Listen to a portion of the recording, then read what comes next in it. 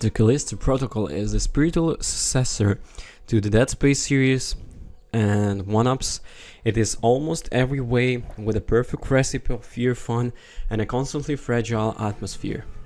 When Shrinking Distance Studios, led by Dead Space co-creator Glenn Schofield, set out to make their debut title, their vision started from a PUBG tie into eventually fun-fledged third-person survival horror experience, The Callisto Protocol. Owned by creators with a passion for the horror genre, The Callisto Protocol is built from a solid foundation of knowledge and expertise, and it shows in the game's final product.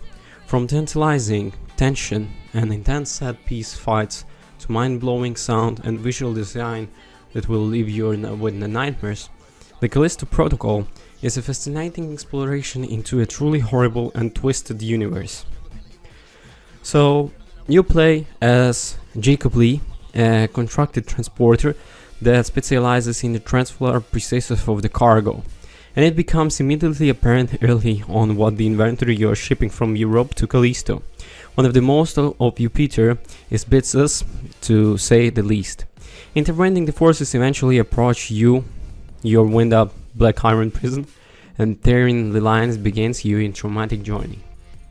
From start to finish, the stellar performances, along with the rest cast, and only add ever-growing misery surrounding the Callisto Protocol and the events that led to the mass outbreak and new infection.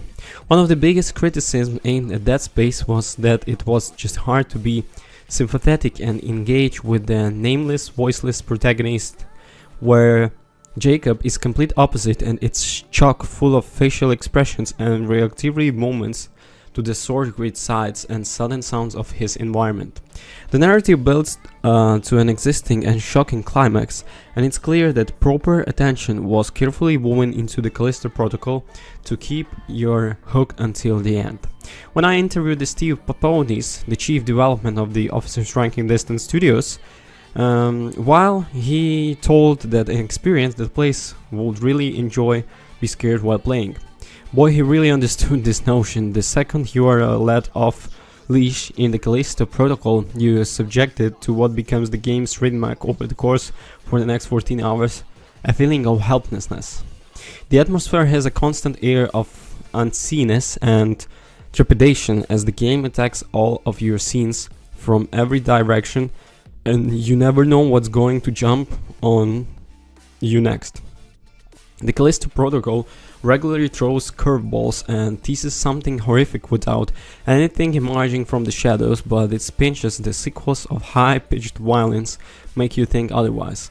Unlike its predecessors, the Callisto Protocol has fewer weapons, but it places a great emphasis on utilizing the game's deeper melee combat. A stun button will become a violent bludgeoning tool that rewards you for paying attention to the blocking, dodging, and combo mechanics by conserving your ammo, which becomes more scratch the further you progress. While the game may not boast an iconic weapon like the plasma cutter, its excellent 3D printer upgrade system offers plenty of ways to customize your weapons and gear, and ultimately allows you to manipulate your gameplay playstyle. With the different pistols, the shotguns, and the assault rifles to use, players are also greeted with the GRP, a familiar gravity-defying launch mechanics that lets you hoist up reliable enemies and either use them as non-human shield, tossed into the insta-kill hazard, or play pong with them against the walls. The tools at your disposal allows you to paint disgusting viscera murals in the Black Iron and game countless at the other locations.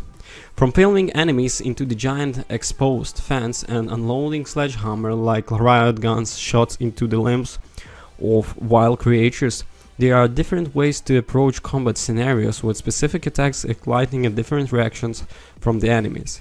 Whichever methods you prefer, expect a copious amount of the blood and guts to saturate poor Jacob. I maybe would like one or two more enemy types, and definitely more bosses, as the trade Callisto Protocol only really has a couple that are repeated. Nevertheless, between the blind creatures and demand the steel to nasty peacemakers spearing acts There is always something new to account for. Also, it's okay to die too. Not only does the game pose a testing challenge, but you'll be treated to the litany of truly disturbing death sequences ranging from the Jacob eyes being gouged out to the face being pummeled into a squashed grave. The Callisto Protocol presentation and sound design are exquisite thanks to the unleavened cocktail of chilling tones and unsettling noises, making you feel like an orchestra is accompanying your own personal symphony of destruction and anxiety. They encapsulate the horror vibe inaccurately, and jump scares never let up either. What's cool is they never get boring and will constantly take you off guard even if you're expecting something.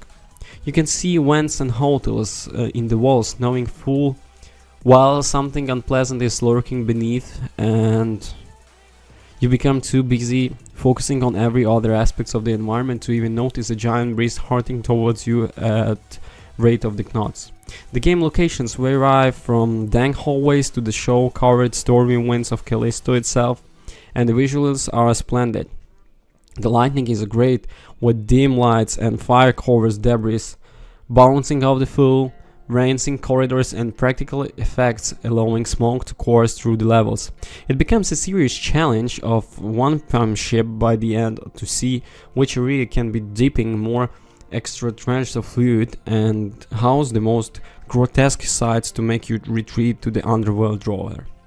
The nauseating sequences and howls from the enemies make a welcome change from the inordinate, a bit frustrating amount of the tame Jacob spends in crawl spaces and vents, but this is to be expected a major AAA game, now avoiding the loading screens.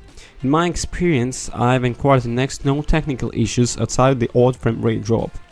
A wonderful exhausting experience is probably the best way of describing the Callisto Protocol, as no matter the strength of my own resolve, I was constantly on the edge of reviling in those fleeting moments where the game allowed me to breathe following yet another life-threatening fight. The constant fear and the dread indicated by the phenomenal visuals and sound design are only completable by completing the story.